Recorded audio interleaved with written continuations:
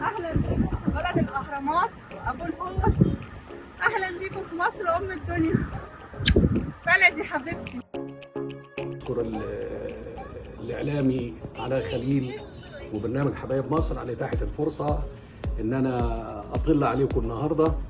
وطبعا بجدها مناسبة، يعني النهاردة يعني عيد الشرقية الوطني 9 سبتمبر، وإن أنا بهنئ مصر كلها وبخص أهلي في محافظة الشرقية، ونقول لهم كل سنة وأنتم طيبين، كل سنة وأنتم بخير ومصر كلها بخير. النهارده بنتكلم على انجازات على مدار 9 سنوات من البناء، من الاهتمام بكافه الملفات للمصريين، اهتمام بالمصريين بالخارج. الحقيقه شفنا يعني يمكن لو اتكلمنا على اهم الملفات هنكتشف ملف الصحه اللي كان فيه اهتمام بصحه المراه بالطفل، بصحه كبار السن، بالامراض اللي هي كانت مستوطنه في الشعب المصري زي فيروس سي، اهتمام بمشروع زي 100 مليون صحه، اهتمام بالاطفال في المدارس وصحتهم. ده كان طفره كبيره وطفره حضاريه واهتمام يعني غير مسبوق. بلدي حبيبتي الوطن الاكبر، ورا يوم امجاده بتكبر. المشاريع الهائلة اللي بتحصل في مصر في الوقت الحالي للبنية التحتية اللي هترفع فعلا مصر لمصاف الدول المتقدمة بشكل ما. مشروع القطار الكهربي السريع اللي بيتم حاليا بين البحر الأحمر والبحر المتوسط لنقل الركاب وخصوصا البضائع، دي حاجة مهمة جدا.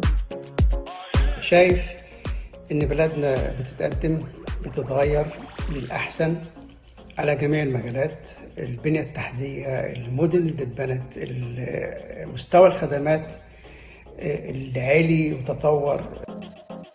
أنا بنزل مصر تقريبا مرتين في السنة. كل ما بنزل كل مرة بلاقي فيه تغيرات وتطورات سريعة جدا.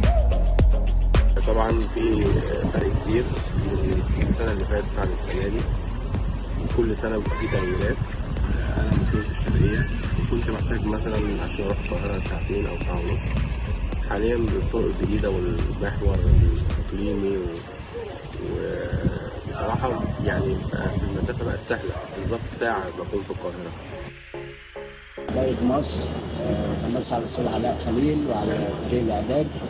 أنا النهارده جاي أتكلم عن إنجازات السيد الرئيس عبد الفتاح السيسي. أنا بصراحة كنت مقيم في المملكة العربية السعودية، بالتحديد في منطقة القصيم، ونازل من حوالي بتاع 3 شهور. اللي بصراحة اللي شفته في البلد حاجة فوق الخيال وفوق يعني التصور.